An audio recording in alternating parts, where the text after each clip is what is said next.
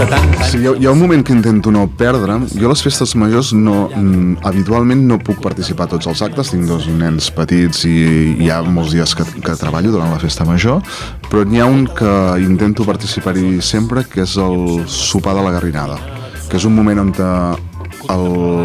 la calor no és agobiant, per tant pots estar al carrer tranquil·lament, a l'aire lliure, on acostumem a trobar-nos molta gent perquè quedem per anar-hi i que l'ambient està molt bé i el menjar s'ho mereix. Els tiquets s'acaben ràpid, ens avisen. Sí, sempre ens espavilem, els comprem en un grup i ens espavilem per comprar-los. Doncs... Però és un bon moment, qui no hagi provat mai ho recomano perquè és un moment en què també es fa poble, no? Perquè hi ha molta gent junta en el mateix lloc, t'aixeques a buscar el menjar, pots parlar amb l'un i l'altre i l'ambient és molt distès.